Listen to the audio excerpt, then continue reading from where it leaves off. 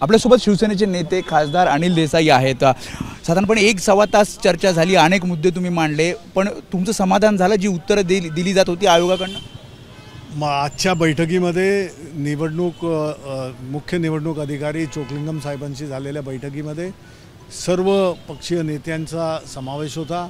यामध्ये महाविकास आघाडीचे नेतृत्व उद्धवजी स्वतः होते, आदित्य साहेब होते, शरद पवारजी होते, बाळासाहेब थोरात होते, वर्षा गायकवाड आल्या होत्या आणि या सगळ्या यांच्याबरोबर राज ठाकरे साहेब स्वतः होते, ज्यांनी या भेटीसाठीचं एक स्वतः त्यामध्ये पहल केली होती आणि त्याच्याबरोबरीनं भारतीय कम्युनिस्ट पक्ष, समाजवादी पार्टी, सगळे सहयोगी पक्षांचे मिळून अशा प्रकारची ही बैठक होती।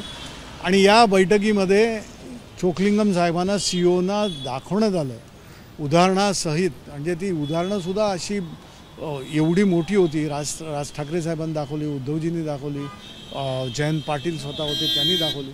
तर या सगळ्या ह्याच्यामधनं त्यांना हे पटलं की मतदार यादी सदोष आहे आणि त्या सदोषत्वाचं प्रमाणसुद्धा फार प्रचंड आहे। त्यामुळे याच्यामध्ये सुधारणा केली पाहिजे, कारण मतदार यादीवरच निवडणुकीची जी प्रक्रिया असते त्याचा प्रमुख भाग हा मतदार यादी असते। त्यामुळे खरे मतदार किती, खोटे मतदार किती, वगळण्यात आलेली नावं किती, मृत मतदार किती, या सगळ्याचा जो काय एक घोळ होता, म्हणजे विधानसभा 2024च्या निवडणुकांच्या बाबतीमध्ये सुद्धा त्या याद्यांमधला सुद्धा घोळ आम्ही त्यावेळेलाही लक्षात मान्य केलं की कारण उदाहरणं दिली हे बघून अमान्य करण्यासारखं काहीच नव्हतं।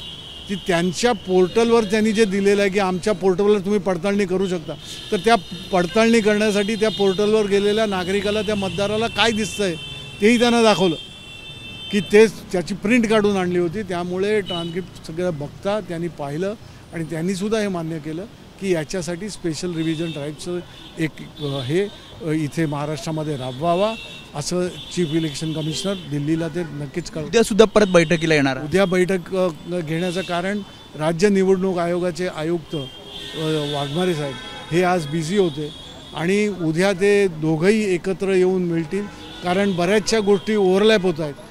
इथे विचारलं तर काही गोष्टी सांगतील की राज्य निवडणूक आयोगाच्या अखत्यारीत देतात, राज्य निवडणूक आयोग सांगतं की आमच्या या सीओच्या किंवा चीफ इलेक्शन कमिशनर केंद्रीय निवडणूक आयोगाच्या अखत्यारीत देतात। त्यामुळे कुठेही हे न करता दोन्ही एकत्र आले की त्याप्रमाणे शेवटचा प्रश्न, 31 जानेवारीपर्यंत निवडणुका घेण्यास तुम्ही तयार आहात का, असा प्रश्न विचारण्यात आला।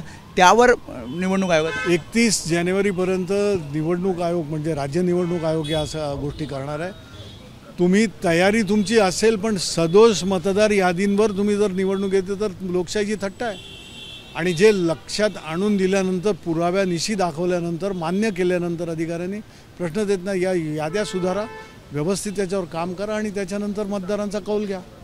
त्यामुळे पत्रकार परिषद पण उद्याच होणार? पत्रकार परिषद उद्या।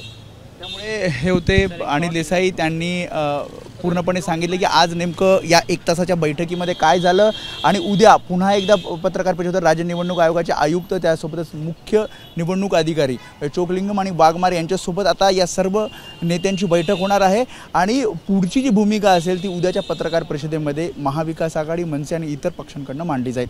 कॅमेरामॅन सचिन शिंदेसह मी वेदांत नाईक, एबीपी माझा, मुंबई। एबीपी माझा, उघडा डोळे बघा नीट।